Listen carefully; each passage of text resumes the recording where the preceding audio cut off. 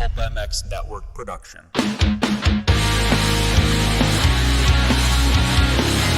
EVS Sports brings you a cheeky Brit and an American YouTube racing sensation weekly on the LVK More Than Moto podcast.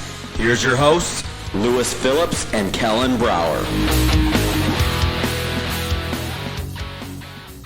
Yeah, welcome everybody into episode number 7 of the EVS Sports LVK More Than Moto podcast. Kellen Brauer from Racer X, Phillips from Vital MX with you today. Remotely, though, because, Lewis, you're a little under the weather, so we're just trying to keep each other safe and sane. Yes, stay at home, save lives. Let's bring Matt back. Yeah. So you caught that over the weekend, or what? Because I'm a little grizzly, too, right now. I feel like my throat's all jammed up. I don't know. I just woke up on Sunday morning, and I was like, I had to check out at a hotel at noon, and I got out of bed at noon. I was brutal. Was that the worst flight ever then? Yep. And I was so foggy, right? This will make me sound insane.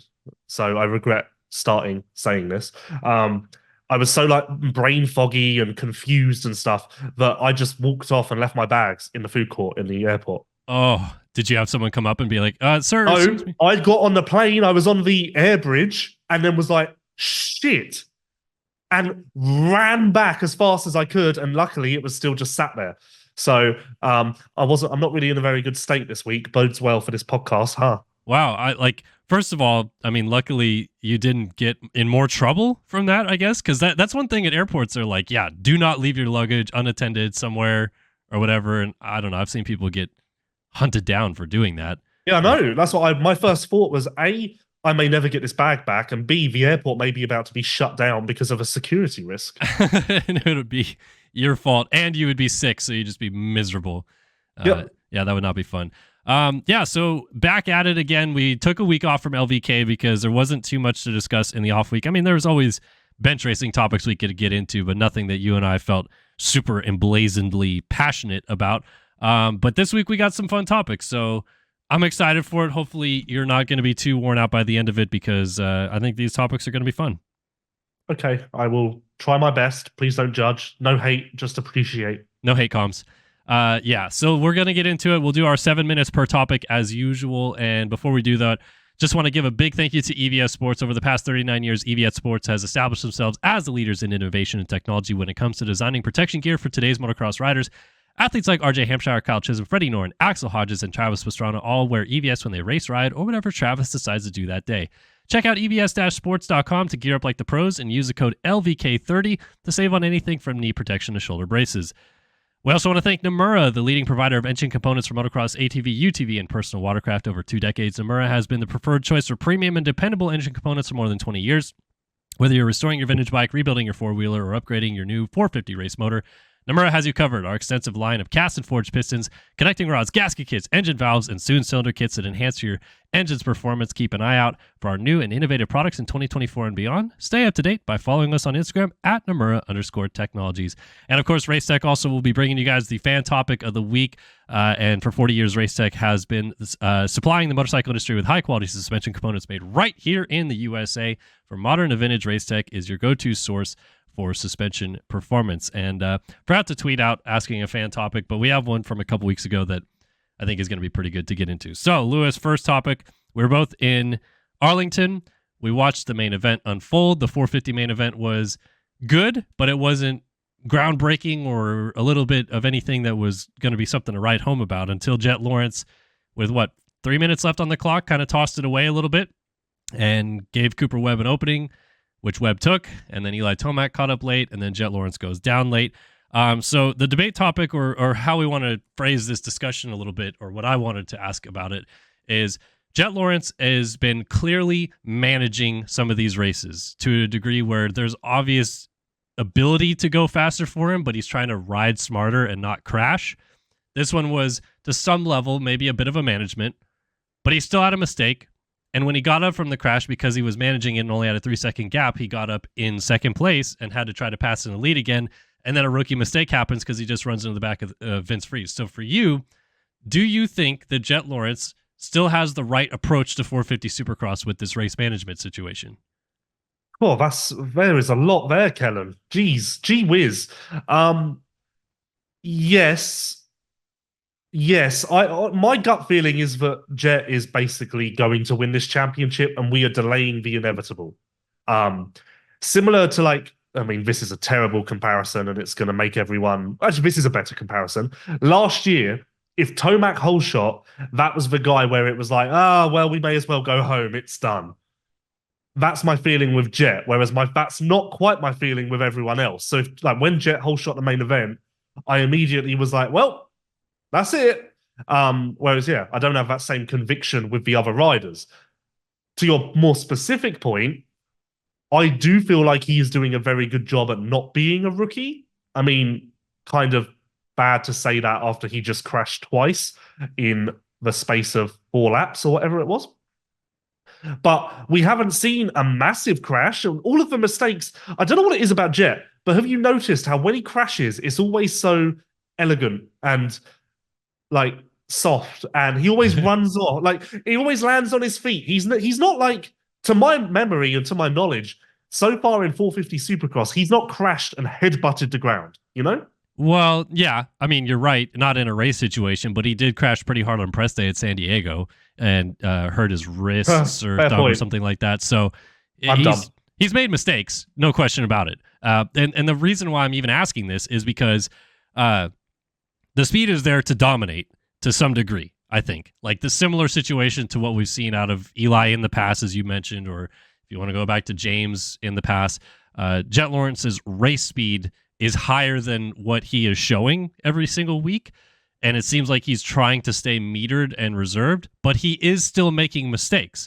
So should he start going faster? Like, should he try to put bigger gaps on? So if those mistakes do happen, like they did with Stu, he could still get up and be in the lead and win. It doesn't matter. Yeah, there's no margin for error, is there, so far?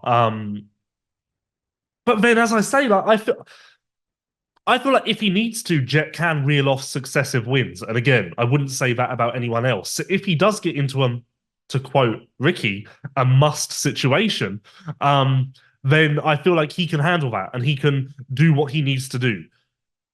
I think Daytona is going to be a turning point for the series. Tomac will be great, but I see Jett just being like unstoppable at Daytona. I see it being Jett, little gap, Eli, the rest. And the start straight first turn setup is similar to Arlington and Detroit, where he whole shot both times. So, like, in my mind, this is going to be a big Jett statement win. And then if you give him the Arlington win, which he was on course for, that's 2 in a row, effectively. It's not, but, you know, to our knowledge, where we've seen how these races are going, as good as 2 in a row. And then it starts to set in that this is Jett's show. What makes you so confident that Daytona is like a big thing for Jett? Like, why is it that Daytona is something that he's going to be so much more comfortable in? Because, like, to me, Daytona and like maybe Chicagoland are the most similar comparisons to what we've seen him on a 450 so far. And it's not like he had a bunch of wins successively on a 250 at Daytona in the past. So yeah, he was great outdoors, but I feel like we're kind of past that. Like now we're deep in Supercross. The suspension is completely different. I think I need to really see it to believe it for him to be dominant at Daytona. Yes, but I would say that I just believe that Daytona will give him the room to kind of show off how good he is. Some of his technical ability will come to the forefront, whereas Tomac's ability in Daytona is kind of just to bulldoze through the tough stuff.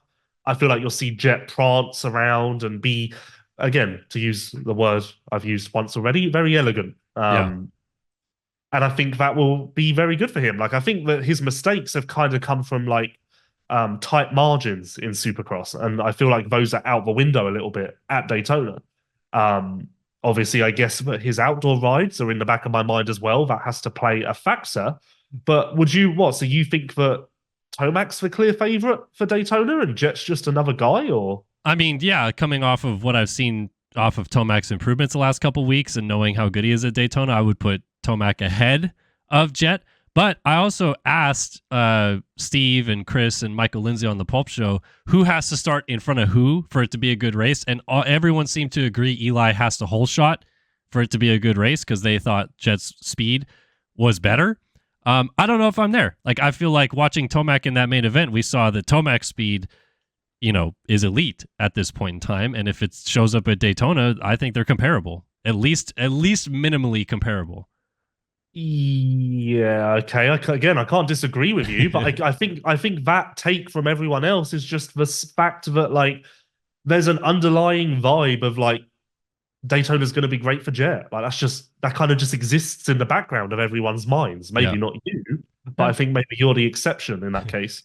Getting back to the kind of original topic here before we wrap up on this one, though, what do you think it is about Jett's mistakes so far that is it just rookie mistakes? Because this one was, just a little cross rut. He crashes in Anaheim too in the final round of the Triple Crown, just going down on the whoops by himself. He had the case of the quad on press day at San Diego. I kind of write off the mud races as whatever, but he's clearly making enough mistakes that it's noticeable. But what is it about it that you're seeing? Yeah, and there have been a few that haven't resulted in crashes. Like Detroit, he had two major mistakes. One I don't think was on TV, but he got pitched on the triple that Cullen Park crashed on, and it was in the moment. It was like, oh boy, oh, like it really looked like it was going to be dramatic. It wasn't. So it does feel like he's flirted with the edge a couple of times. And I understand why that's made some people believe that it's going to bite him at some point. But my sunny side up way of looking at it is that he's flirted with the edge so many times and kind of got away with it. So I feel like he's controlled mistakes a little bit. Do you know? I don't know what the phrase would be. Like controlled chaos. I don't know. Like I don't feel like it's Jett. To your question, I don't feel like it's Jett being loose, wild, and a danger to himself. No, yeah, I mean, I think it is exemplified rookie mistakes. So, like, it's just we expect at some point these guys are going to struggle on a 450 in their first year, and he's just having small mistakes. Like, it's not career ender stuff or anything like that. But yeah, certainly is weird. I mean, like the race management question, the reason why I even brought it in the first place is because I don't know. I felt like he was managing that race. Like it seemed pretty obvious to me. And then if he had pulled away to 10 seconds, he still would have won anyway. So either way. But yeah, let's get into our second topic, which kind of pertains to what we already discussed in the middle of this Jett debate. The common phrase that Ricky Carmichael likes to say is the series starts at Daytona. And this year, Daytona is slightly earlier in the season. It's around 8 as opposed to 9 or 10. So we can kind of debate that a little bit as well. But yeah, the series has never been closer in a realm of the top, 6 guys still being this close together heading into Daytona. I mean, we were talking about Eli Tomac being great, and he's still 6th in points. So who do we even have as the favorite moving forward here? Because it looked like Jett Lawrence was going to walk away and win. He doesn't. Now Cooper Webb has 2 wins on the season. Roxon's looked great. Chase Sexton's still dealing with an injury, but he's right in the mix. Jason Anderson, up and down. Eli Tomac looking very, very solid. It's such an interesting mixed bag in this 450 class. It doesn't seem like anyone's taking and running with it. But do you have a guy that you're looking at right now is like, here we go? Yeah, Jett. Okay. Is that not everyone? Does everyone not feel the same way? I think everybody does, but I think just back to the point that we talked about to start the show, there's still the mistakes showing up, and he's still a rookie. We've only ever had 2 rookie 450 Supercross champions ever. And so even though Jett has been solid and leads the championship, it's not like he's proved yet that he can just take this thing by the neck and run with it. If I have to give you my favorites in order, Jett number 1, then it gets harder, but Jett, and again, this is recency bias, so it could change, but I'm kind of going with the flow. I'm not trying to just stick to my guns. I'm trying to like read the situation week on week and try to pivot, as is our job to kind of cover the races and, gauge where things are going. Jett, Eli now, big U-turn. Cooper is that's my 3 in order. Okay. Chase Sexton told me that he's not 100%, and I'm sure you talked to him and he said basically the same thing on press day. And it's obvious, I feel like, in his main event riding that the full distance comfort isn't there. Like he gets fatigued. He talked about weighting the opposite arm and getting arm pump and stuff like that. How long at this point do you think it is until we see 100% Chase Sexton again? And is it too late at that point? Well, I don't know if he said the same to you, but he told me it was deep bone bruising. Yep. I'm always skeptical Is it deep bone bruising? Is there more there? We're kind of trained to be skeptical in this sport because we've been bitten so many times that we kind of don't trust anyone, um, which is really sad to say. I Googled how long deep bone bruising lasts for, and to my surprise, it was 1 to 2 months. So by that indication, maybe it will be a long road. I was confused. Did he tell you that he rode before Arlington? I don't remember him saying how much he rode or whatever. Okay, because I saw he put on Instagram yesterday that like finally got to ride this week, but I could have sworn he said he rode before Arlington. But anyway, that's besides. Yeah, maybe he said he tried one day. I think he said like he did like some cycling and all that stuff, and then tried to ride Wednesday. Maybe that rings a bell. Okay, so maybe he meant this week it was more like a normal week, productive riding. I feel like Chase needs to put his foot down here quite quickly and remind his peers why he's got the number 1 plate, how good he is. Because, again, things change so quickly in this sport that I think a lot of the focus is now going elsewhere. And we know how good Chase is. There were spots of that in Arlington. At one point, it looked like he was going to go to the front with Tomac, and then it just didn't materialize. Yeah. So I think it's important for him to put his foot down quite quickly, but I don't necessarily think that Daytona is the place for him. So maybe roll that over to Alabama, and Alabama, sweet home Alabama is the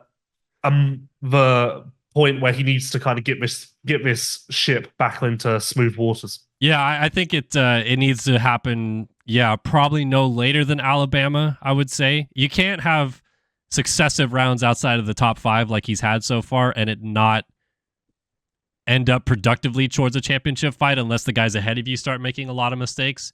So I would agree with you. I think that we need to see at minimally a top 5 at Daytona and podium in Alabama for things to be, I think, okay with Chase in a championship fight. Let me pivot to his teammate, though, Aaron Plessinger, who ran 3rd forever, ends up getting 3rd anyway because of Jett going down, but was on his way to probably getting 4th with Jett in front of him and Eli coming up and passing him.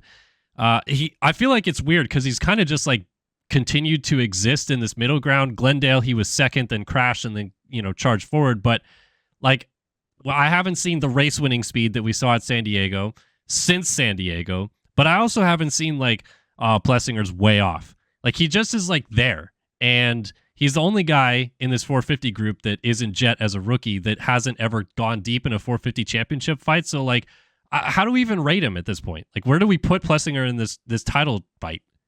I'm much higher on Plessinger than it seems like you are, based on that little introduction. I would say that we have seen the race-winning speed frequently since San Diego. I would argue that he could have won Glendale. Okay, it was a very small sample size, but it seemed like he was going in the early stages before his crash. Heat races, we've seen it on and off. So yeah, I would say that he's got raw pace. I would say he's in this thing. I think it's disrespectful to count him out. I would say that he's more of a threat than, say, Jason Anderson, to name one. And I would listen to you if you want to say more of a threat than Roxon, because Roxon is now 19 points back. Plessinger is only whatever he is, 6, 7? Yeah, 7, something like that. Yeah. Which it doesn't sound like much, but it's certainly enough of a gap where you'd factor it into this conversation. I think Plessinger's really like one of the guys. He's Davey Millsaps in 2013. Oh, here we go. You got some flack for that comparison, but the reason why I said what I said about Plessinger is because to me, he is the only guy that has not gone deep in a 450 title fight like everybody else, including Jett, who won the 450 outdoor title. So. Like, this is unfamiliar territory. We're now going into the unknown with AP. Like, how does he handle the pressure if by round 13 he's still only 10 back? I would argue that we've never really had Roxon go the distance in a 450 title fight. He was leading the points to like round 12 in 2021. Yes, but you've just said you've just talked about from this point on. I would argue that this is controversial, but hey, controversial is my middle name. I would argue that Anderson has never been in a 450 title fight. Keyword fight. He was in management mode through the second half of his championship winning season. So not the same emotions, not the same pressure as what you'd get in an environment such as this. Yeah. I don't know. I think Anderson 2022 was until round 10 at Detroit, and they crashed out. He was kind of there. Yeah. And you've contradicted yourself, Kellen. Why? You just said until round 10, but at the start of this, we're round 8 from this point on. Yeah, but we're at round 8, so we're not at round 10 yet. I'm saying, what happens to Aaron Plessinger if he is 10 points out and we're at St. Louis or something like that? We've got 4 rounds of this series left, and suddenly it's go time. Win or not win the title. Like, you have to go win races or you are not going to be champion. Right now, he's getting thirds, he's getting seconds. It's great. He's right in the mix. When it comes to do or die, what do we see? Okay, when you put it like that, I believe that the others have more do or die oomph in them. But maybe he just consistency pays off, and that's what he uses to walk to this title. I don't know. Like, I just feel like we need to give him more respect than he's maybe receiving, because I feel like a lot of people are quick to glance over him. And you know what? He's in this thing, and it's not a flash in the pan. He has been there week in, week out. There's not been one instance this year where he's kind of lost the toe of the lead group and been a background dancer. He's always been a front ground dancer. Okay, yeah. And I'm not trying to disrespect him, as you put it, but... we know you, Kellen. You know me. Video games have warped your mind, turned you into a very aggressive person. I mean, for the good of the sport, I really hope he stays in it all the way to the end, because if we have Eli and Jett and Kenny and AP all somehow involved in this title fight to the end, I mean, the fans are going to riot. It's going to be amazing. Anyway, so let's move on from that. We're going to go into our first non-moto topic here today, because this is the format we've chosen to go forward with. We go 2 moto topics and then our non-moto. And our first non-moto topic here today is one that literally has nothing to do with moto. Sometimes we have them that do have to do with moto. Sometimes we don't. This one has nothing to do with moto. And Lewis, you started talking about it beforehand, but mandatory school plays for when we're young, when we're in grades 1 through 3 or something like that. Yeah, grade 1 through 3 for you, which is 1st through 3rd grade or 4th grade for elementary school kids here in the USA. And you seem to be rather annoyed by them, right? So take it away. Yes. So scarred me as a child, turned me into the man I am today, that I still bear the scars mentally and physically from this horrid experience that I, along with every other child, was put through. So this does happen in America. Like, when you're in elementary school, you are forced to partake in these plays and fucking put out on stage to die in front of an audience. Yeah, I think I was a tree in one play. I remember being like a shepherd in another one or something like that. So. Yeah, lucky you. I'm better now, but as a young guy, I wasn't big on like public speaking or stage fright or all of that stuff. Like, no part of that. But they just make you do it, and it's just like, mate, why? This is not going to benefit me. It's like, oh, Lewis, you're a hedgehog. It's like, why? I don't want to be a hedgehog. I don't want to partake in your bullshit.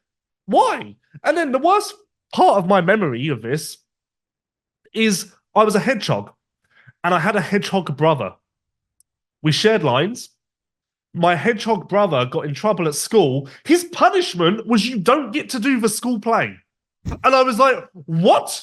So guess what? Poor sucker got given his lines and then just had to play 2 characters. And I was like, but I don't want to do it. And they were like, yeah, but you are doing it. And I was like, but what?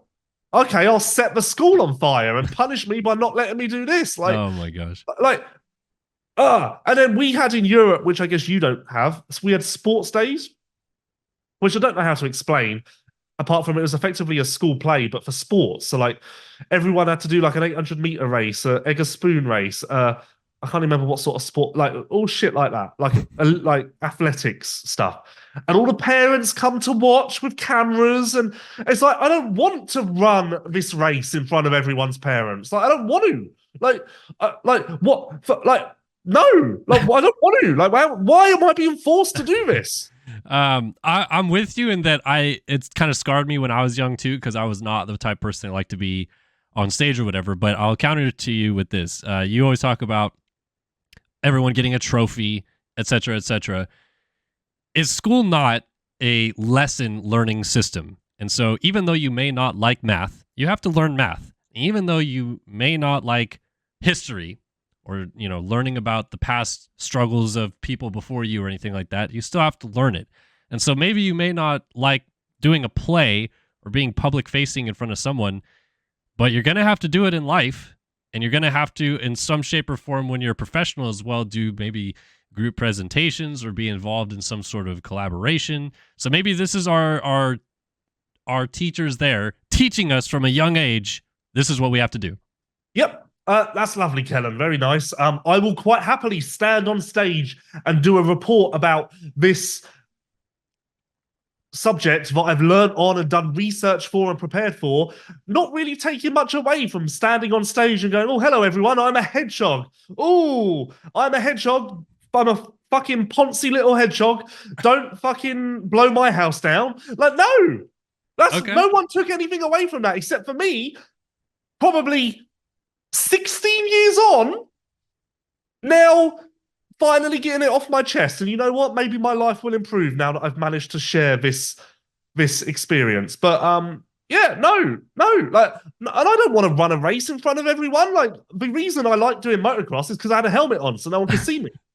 Yeah, but that's different because motocross isn't school. Again, it's a lesson learning thing. And you say no one got anything out of that, and I don't know your parents, but I do know that being a parent myself, and I recently got to watch my daughter be part of a musical. Like, we love it. Like, getting her to go see her up on stage in front of everyone and sing songs, and she wore a little costume and stuff like that. Like, I don't know. Not every parent cares, but I care. It was fun to watch her do that and experience that, and maybe your parents felt the same way about you, Lewis. Well, if I ever have a child, they won't be partaking in any of that bullshit. Oh, you're going to pull them out of school? Yep. Be like, they're sick today. Yep, I'm going to be like, this is the worst thing. They're going to come home and be like, oh, I get to do a play. And I'm going to be like, don't be excited. That's fucking terrible. And you know what? I don't care that you want to do it. For your own good, pulling you out. Is this the only thing in school that you did not want to do? No, I didn't want to do it. It's just it's a lot of nonsense, really. That's what all of us feel about school when we're young, but we all had to do it. No, I enjoyed it when I got to get my teeth into something. I did enjoy it when we're playing hockey this week. It's like, I distinctly remember another scarring moment from my school days. I'm in PE, which gym, I guess you call it. We call it PE here too. Okay. In PE, I never really tried or whatever because I don't want to play hockey. I'm not a hockey guy. I don't need to play soccer. I'm not a soccer guy. I was quite a good runner back in the day. So when we did cross-country running, I kind of was like, all right, this is my time. So I proper went for it. And I remember my PE teacher going to me, Lewis, I've never seen you so interested and motivated to do sports. And I literally remember, I can picture the exact setting, and I literally turned around and went, yeah, it's because you're just doing bullshit sports. Do something that I like and I'll care. I can run and I can win this race, so I'm interested. I guess. But again, to play the devil's advocate here, when you're young, you don't know everything, obviously. Some people. Yeah, but I'm talking high school now. Okay. Yeah, but sure, even high school, you don't know everything. And so maybe at that point, you've never played hockey before or cricket or something. I'm trying to think of British sports, but, here, if I'd never played baseball until high school, and I played it for the first time on, some sort of PE session or something. And I'm like, I actually proper like this. I might want to go and try out for the baseball team. That's what they're trying to do, is they're trying to find interest level for you while also learning things about life and getting good at that. And physical education is also about being physically in shape and not letting, you go to waste, basically, I guess. I don't know. Yeah, I remember arguing with my PE teacher once, and I said, bring motocross in, and I'll fucking show, then I'll be the fucking number one athlete in the school. Well, we all thought that. Yeah, actually, fun story time. So I moved to New Zealand when I was 12, 13. My school in New Zealand had a motocross club. Ah, that's amazing. And everyone in the motocross club got to leave school early on Wednesdays to go to the track and ride with the school. The school like took you to the track to ride. Oh, we need that in the US so much. I think we need it in every country. I was absolutely flabbergasted. I went to the same high school it was at the time that Shane King went to. So, like, in their main assembly hall, there was a massive photo of, like, because obviously I guess it is a big deal to have a world champion. Did he have anything to do with it? Do you know of? Like, did he, like, oh, interesting. No, he didn't.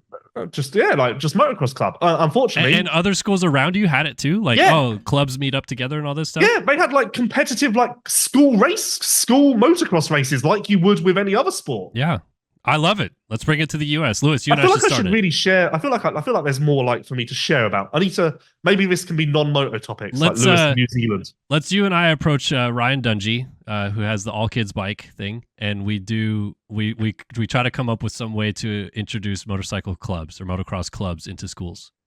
Yeah, it'd be great. Yeah, I would love it. All right, so in the end, we came around and we like having people do extra activities in school, right? I'm scarred. I'm an emotional. I'm an emotional wreck right now. Having to relive all of that.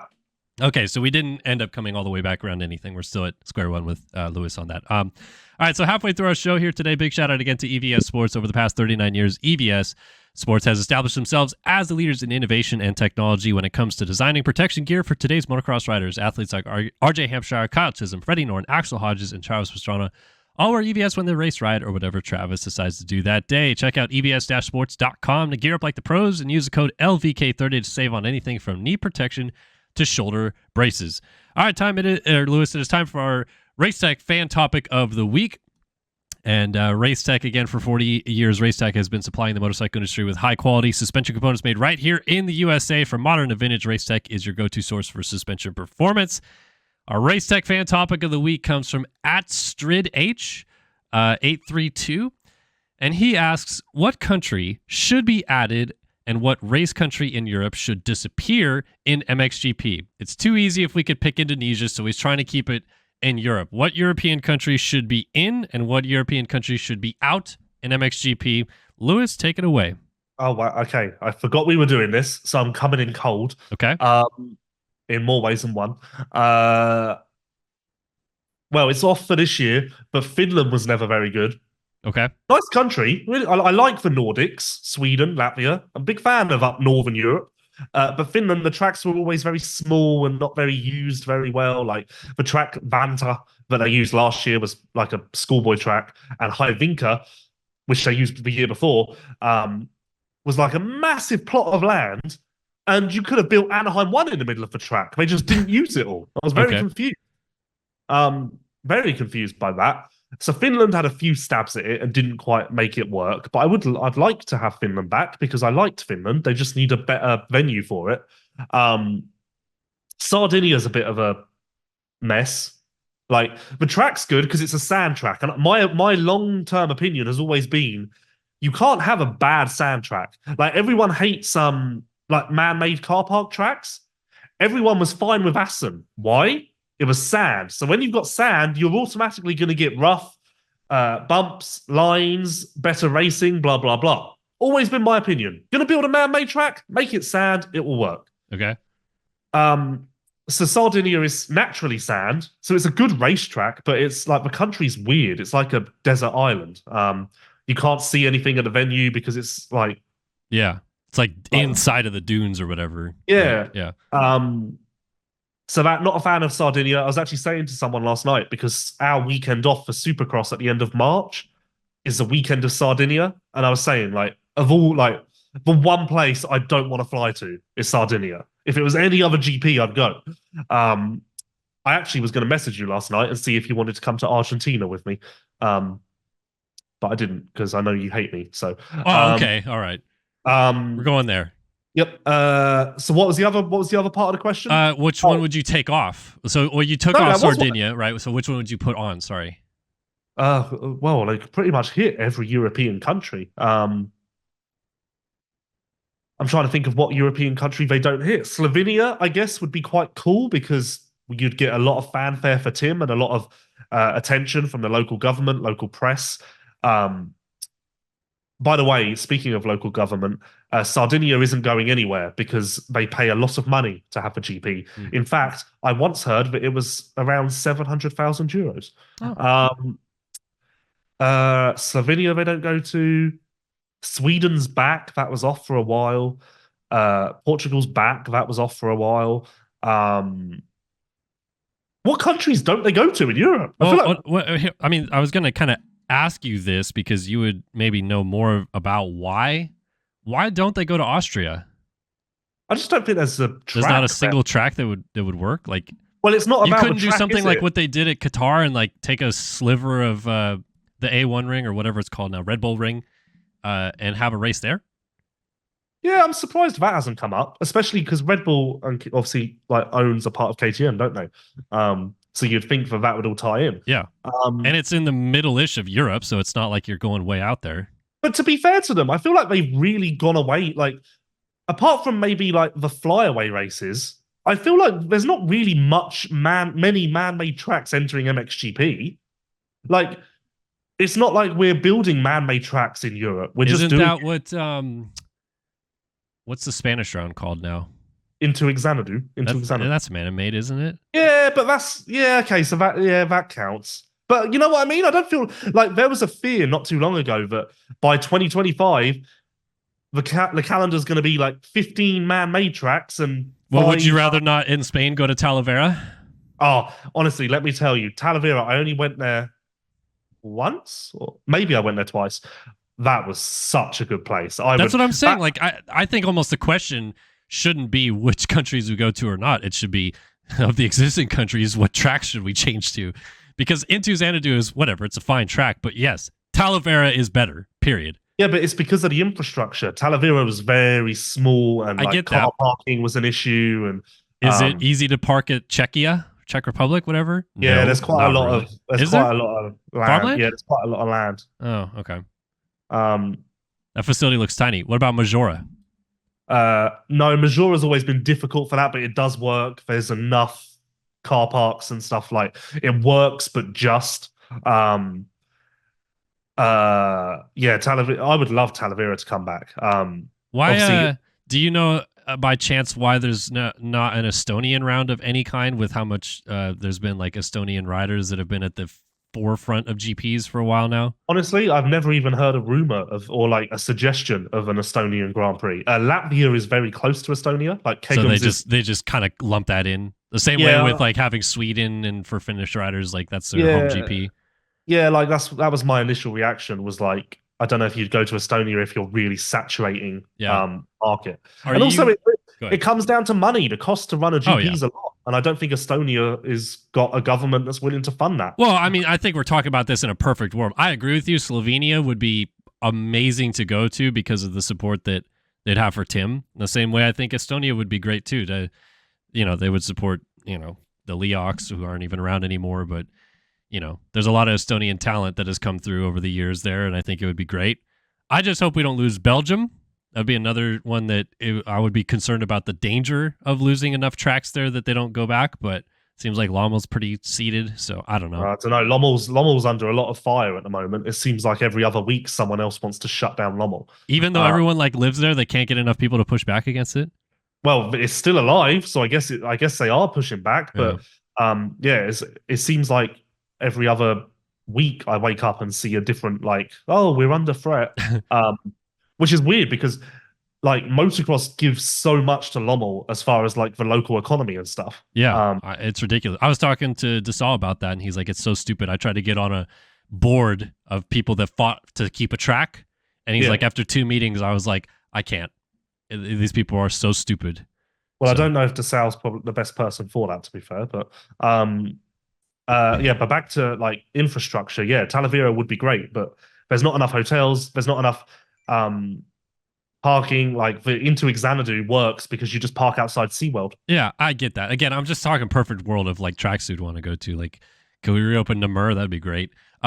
2 quick questions to end this topic though. To you, one, are you bummed we don't go to Rush anymore and go to Orléans? And is there any tracks in Ireland or Scotland that you think should be on the schedule that aren't? No. Why would anyone want to go to Russia? I'm just asking. I didn't know if that was a GP you guys enjoyed or not. I don't know. Yeah, everyone in MXGP is like, let us go to Russia for God's sake. Like, It's not even in deep Russia though, isn't it? On the Black Sea. Still, the visas and everything that you need to go to Russia, it's not good. Ignore it. Ireland and Scotland. Let us go to Russia. We really want to, like, I heard a story once of, I can't remember who it was, but someone said they were staying at a hotel that got raided, like, the Saturday night of the GP, and they were in the shower and just police, like, kicked down their hotel room door and raided the room. Yikes. Okay. And they did that to every room. I don't know, man. I didn't ever go to Russia, so I don't have the experience. That's why I was asking you. Let's just say no one's Russian back to Russia. All right. What was the other? Oh, I don't know. Yeah, I don't know. No, you don't know of any Irish or Scottish tracks? No. Well, everyone British who's listening to this will say Desert Martin needs to be a GP track, but I went there once and I was underwhelmed. Is that in Ireland?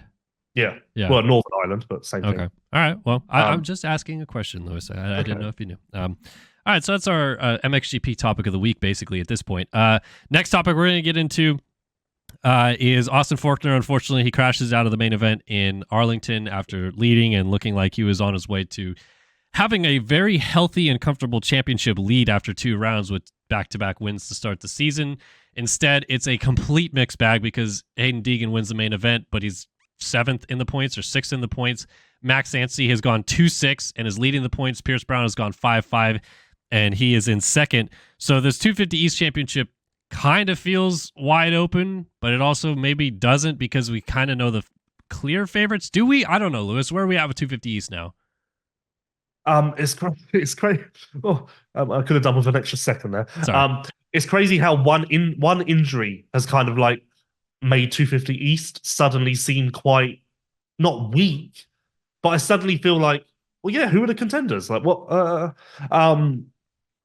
So that's a bit of a weird dynamic with 250 East. Obviously, Hayden is the number one. Obviously.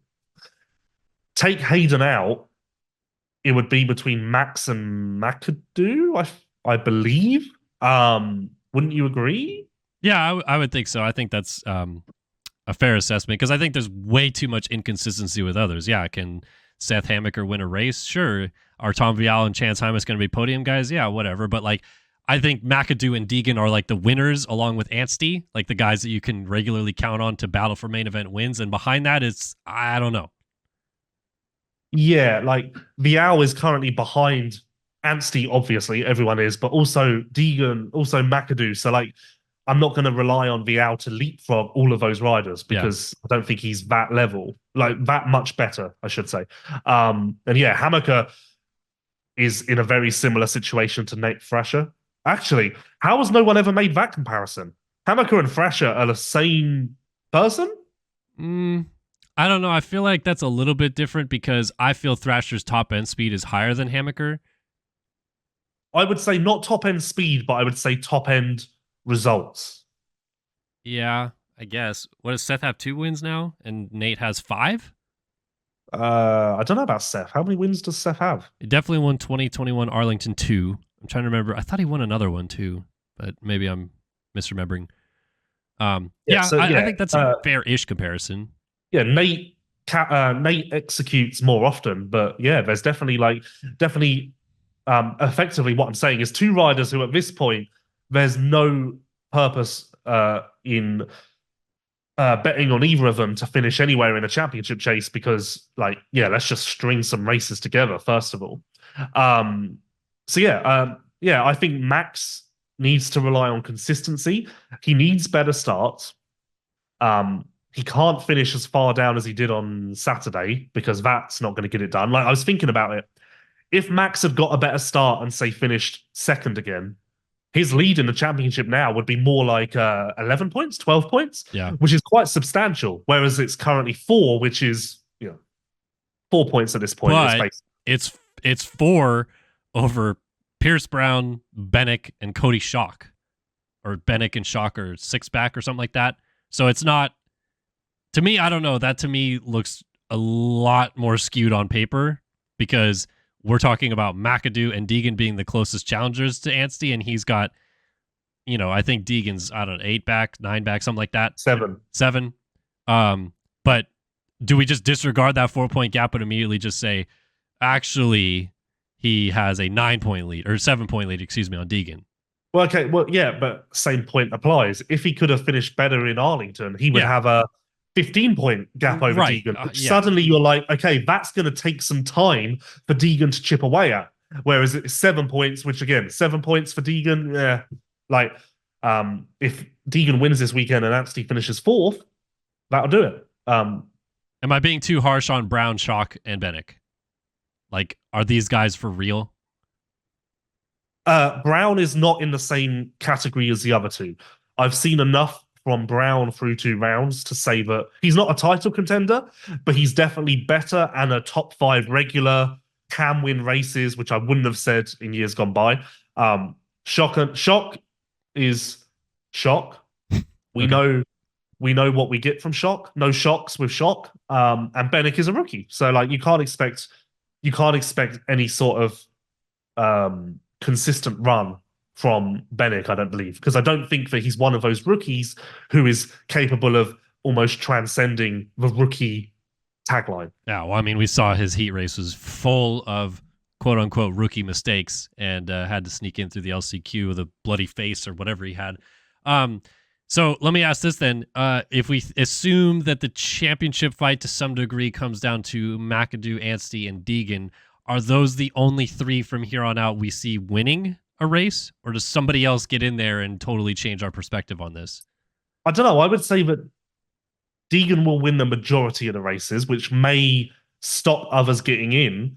But on the flip side, I could see us ending up with like a load of winners because Anstey, McAdoo can win. They haven't won yet. Hammaker can win, as we said. Vial can win, I do believe. Vial, did you interview Vial after the race? No, I didn't get a chance to. Oh, very confident. Like he straight, without even me asking, he was like, yeah, I can't wait to battle with Deegan. I think I could have beaten Deegan tonight. I'm excited to get out front and show Deegan what I'm... It's like, whoa, easy. Yeah. I mean, I think I look at Vial as not a championship contender, but 100% a guy who can win a race or 2 this year because he's going to be like really sneaky fast out of nowhere at a couple rounds where the whoops are beat down and they're 3 jumpers and he just does it consistently lap after lap and then the speed elsewhere just carries him and then maybe those guys get a bad start or whatever. So I would say of the guys that haven't, we're not looking at guys that can battle for the championship. Vial is my biggest question mark of where does he fit in? Is he going to win a lot of races and be in the title fight, or is he going to just be really fast and not show us that he can win? I would say, all I would say is that he is definitely better than last year. He's definitely a more complete Supercross rider, definitely got more pep in his step. Yeah, here's a quick question for you, because someone said this to me yesterday. Someone said to me yesterday, I could see Vial going back to Europe quite soon. No. Do you get the vibe that Vial will be here forever, or no? Because I think forever is a stretch, but I think it would be at least a few years into a 450 career for him here before he would decide to go back. I think, because now he's going to have to go back and get on a 450 there, and I don't think that he wants to come off of 2 years of not being moto only and try to jump in with those guys. So I don't see it happening. But who knows? Yeah, I don't really have an opinion, but I was like, oh, interesting that someone has kind of especially because I feel like he is figuring it out. Like if he was still what we saw like 3-4 rounds into East last year, we'd be like, oh yeah, I guess maybe things aren't going great yet. But I thought he looked really fast in Arlington and Detroit for that matter, but just had 2 terrible starts, and Detroit's a different situation, but he did not have a good start in Arlington and spent the entire main event coming forward and battling through Hammaker and Hymas and all those guys to get into a position where he could be on the box. Yeah, no, Vial, as I said, Vial is definitely better, and I think there is potential there. I would say that if he doesn't win a race this year, it will be a disappointment. Yeah, agreed. Yeah, so I think we're pretty fair in our assessment of Max, Deegan, and McAdoo, the guys. Everybody else, we got to see, kind of thing. Yeah. All right, so time to get into our final topic here on LVK. It's the one Steve Mathis is probably most excited for us to talk about because he was telling me we had to talk about it. I didn't really have that much of a push to get this out there to the public, but yeah. So Lewis, I was at the Triumph Media intro as you know. And of course, I'm going to talk to Clement Desalle, MXGP star of the ages that never quite broke through for the world title. And we were kind of all sitting around, maybe right after lunch or something like that. And someone said, like, does anybody know if Lewis and Clement get along? Because you obviously had a long career before coming to the U.S. of covering MXGP, and a lot of that career crossed over with Clement Desalle. And so he happened to be walking into the tent as this conversation was happening. So I just said, hey, Clement. And he comes over and I'm like, do you like Lewis Phillips? That was the question I asked him. Yep. And he's like, sorry? And I'm like, do you like Lewis Phillips? And I think he didn't understand who I was asking about, or maybe... Yeah, there's no way he would know my name. Maybe not. But he was like, I don't know. I don't know. So then we had to, I forget who, but someone was like, would Lewis have ever even talked to him? And I'm like, yeah, of course. Like, Lewis was covering the GP's, probably 6 years of Clement's career there, at least 7. Yeah. And then so we were like, the British guy that wrote for MX Vice or something like that. And he's like, blonde? And I'm like, yeah. And he's like, oh, yeah, I know who you talk about now. And so we were kind of all like, oh, okay, yeah. And he's like, did you ask if I like him? And I said, yeah. And he goes, and turns around and walks out of the tent. Yeah, he probably thought you were just having fun. I don't know, man. The way he laughed, he was just like, and then backed away like... Yeah, he probably realized you were having a joke and was like, haha, funny. Like, I won't tell you because it's go along with a joke. Okay. But you never had any run-ins with Clement? No, because honestly, he wouldn't know who I was because he wasn't very media friendly. He didn't he's not an outgoing character, so he never wanted to do interviews. To be honest, I don't know if you're the same, but if I know a rider, for instance, if I know Anderson really doesn't want to talk to us, so I just I don't. Yeah, I can't be bothered. Yeah. Yeah, I'll try occasionally, but yeah, if it's there in front of you, then you try, but you're not going to seek Anderson out. Watch now every rider really try and make it clear that they don't like media, so we just avoid them all. So yeah, I never really hunted Desalle out. I spoke to him a few. Last time I saw, I was trying to think actually. I don't even know if I've seen him since his last GP, which would have been 4 years ago. But the last time I spoke to him at a GP, we were sat chatting away for ages, and he went, "Oh, before you go, I will let me give you my number so you can," because he was talking about opportunities, and he was like, "Oh, you can help if there's ever any opportunities for me to do something, you can call me. So take my number." So that was the last time we spoke. All right, maybe you guys are good. I don't know. He laughed about it, so then we all laughed, and he continued to walk out of the tent, and he looked back a few times, continuing to laugh like he was. Laughing at our reaction. I don't know. Maybe it was like that. I didn't get a chance to double down and ask him because stop trying to destroy my career. I'm not trying to. I thought it was a hilarious interaction. Well, let me just tell you, if Ben Watson was there and you said, "What do you think of Lewis Phillips?" that would have been a very different conversation. Yeah. You would have had to deal with an hour-long speech about how great I am. But kind of the overarching topic of this that we wanted to get a little bit deeper into today is people who don't like us in the industry, because we've kind of talked about it before, about the media's withstanding and where we're at in the industry of what we're viewed as, I guess, and whether or not we're even respected in that regard. But have you, aside from this weird interaction with Clement, have you had any people that are just like, I can't be bothered with Lewis? Yes. One who I don't really want to say the name of because the bloke's such a dick and achieved so little in his life that he doesn't even deserve to be discussed on his podcast. But the funny thing is, if this makes his way to him, he'll know I'm talking about him, which means he agrees that he achieved so little, because otherwise it wouldn't compute. Okay. So, zing. Yeah, there's been a few where I don't get where it's come from. I was quite good. Sean Simpson was my first friend as a rider. And then one day he just didn't like me anymore. And I have no idea.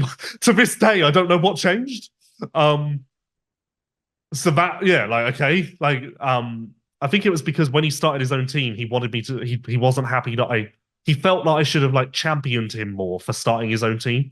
That's kind of the only report I got from trying to figure it out. Obviously, I thought Koldenov didn't like me for the longest time, but in hindsight, that just seems to have been a drama that everyone decided to like have fun with. No, come on. I think he genuinely probably didn't really enjoy you at some point. No, at first he was like definitely like standoffish. I don't even know if I'd go as far as to say pissed at me. Yeah. But he was definitely like not a fan. But I didn't talk to him for 4 years because I was told he hated my guts. Turns out, because like people were like, "Oh, you don't want to go and see Glenn today," and I believed them. And then when I finally started talking to Glenn, he was like, "No, like." He said, because I didn't interview him for 4 years. And he was like, yeah, because it started because I went to interview him and he went, I'm not talking to you. Yeah. So then I just didn't talk to him for 4 years. And then he was like, yeah, I expected you to just come back for next weekend. He was like, I would have talked to you the next weekend. And I was like, no, you told me you didn't want to talk to me, so I'm out. I've got other riders to So talk to. classic misunderstanding is what we have here. Yeah, maybe I should have just like gone back. But I was like, until like if you tell me I don't want to talk to you, I'm going to presume that is the status until you tell me otherwise. Yeah. On my side, I don't really have anybody that I knowingly doesn't like me. I try to keep my nose pretty clean, and I feel if I had to get an interview out of basically anybody, I don't think I would have anyone that says no. But I think the same. Yeah, I mean, yeah, I think that's where we're at. But I did have one kind of funny story. And maybe she'll definitely not like me after this, but I wrote a Saturday Night Live report after a race at one point, and it was after Barsha won a race or was on the podium or something like that. And in the report, I did not include this. Jason Wygant went in later and added a little bit about him training at, I think it was Woods' training facility in Georgia. Right. And I didn't know this, so that was why Weege added it, because he was trying to just explain some turnarounds that Barsha's had in the last few weeks or something like that. And because my name was the only one on the byline, woke up to an email the next morning that included a forwarded email from Davey, and I think Weege was in it or something like that. And it was from Justin Barsha's mom saying, "Who is this moron, Kellen Brauer, working for you guys, misreporting information about where Justin's been, what he's been doing, blah, blah, blah, blah, blah, blah, blah." And I didn't even write it. So I was like, I don't even know what she's talking about. And I had to go back and read the report to see who added it. And then we figured it out and basically all this stuff like that. But genuinely, I think for a little while, Barsha's mom was like, this guy's an idiot. He doesn't know what he's talking about. Yeah, I don't know if I've ever had that. Yeah, I don't know if I've ever had that. Like, I don't know who. I'm certain there are people in the American paddock who don't like me, but I'm so new here that I would say that most people don't know who I am yet. Yeah. To like have formed an opinion. But there's got to be someone who's already like, yeah, no, I don't get like, no, I'm out. I mean, but it's never come back to me. I think generally speaking, there's probably a lot of people that really actually don't like us, but they just are like, I have to tolerate you. Like they that's won't. Nice. Well, I mean, I really like. There are riders that don't like the media, and on top of that, don't like the media who are opinionated. Which there's only a handful of us that really are. We'll go in on a topic or an opinion like we did today on a couple people, and so I think that they don't like that we have opinions about them, and they will just immediately shut down when talking to us because of that. But they will still talk to us. It's just with a cold shoulder at that point. In that regard, I do miss GPs in that regard, because like that relationship just didn't exist in GPs between media and the riders. Like, I don't know if it's because there was less of like a media presence in Europe, so the media as a whole wasn't as big a risk. But yeah, like that is definitely different here. Just a little more fear about like what we're gonna do or say or whatever. Well, as I'm sure you know, you've talked to people that have, in return to you, riders, team personnel, whatever, have in turn to you said, I don't really like that guy or whatever. It's not necessarily about a media person. It could be about another rider or something like that, but they tolerate them. Yeah. And that's what I'm saying. Like, I think there's a lot of that in our industry. Well, Prado just sent me a really nice text, so I'm now a big Prado guy. Yep. You guys going to have a nice long call after this? Mm-hmm. Yep. All aboard the Prado pickup truck. Yep. And then you're going to break all the news about where he's going in 25? Oh no, because we're just friends. You're just friends. You're not. No need to It's not an blur the inside lines. source. Yeah. Yeah. Yeah. So that's cool. And shout out to Clement. It was really nice to be able to talk to him. I liked Clement, and I was actually sad that I wasn't there to see him. But now I'm wondering. I think you're right. I think it was probably a little bit in jest, and he was just trying to play it up to us a little bit. But I think because if he didn't like me, I think he would have just said like, "No, fuck that guy." Well, what's interesting is Steve afterwards, might have even been on the Pulp Show, said something along the lines of like, "Yeah, I went to some GPs. I've had minimal interaction with Clement in his career, but he's a nice dude. Like post-career, Clement might be like, not best retired ever, but is more outgoing." Sounds he was more outgoing, just not at the races. Like in 2016, his first year on Kawasaki, I was allowed to go to a photo shoot at Glamis, and that was the first time that I saw Desau outside of a race setting, and he was so nice. And like, I was shocked because I was like, oh God, this could be hard. Like, what if he's like, I was thinking like, he might be like, what the fuck's this guy doing here? Like, but because it wasn't a race, he was great. Like, I remember we left Glamis, went to a gas station. He pulled up at the same gas station and came and like knocked on my window and was like, hello. I was like, oh wow, what a friendly guy. It's like that meme of Total Wolf knocking on the airplane window. You're just like, Clement Desau. I was like, oh, like, and then I remember saying like, did not expect him to be such a nice guy. Oh man, that's funny. Yeah, so that is our episode here of EVS Sports' LVK More Than Moto. Lewis, good show. I thought it was a fun show today. Honestly, I'm dying. Since about the third topic, I've been wanting to throw in the towel. This has not helped my condition. Yeah, thanks. Honestly, my head hurts a little bit now too. I'm worried I'm probably catching something as well. But hope you heal up. Hope you're okay and make it to Daytona safely. I'm not going to Daytona, so enjoy. When is your next race? Seattle? It's going to be a little bit. I'll just say that.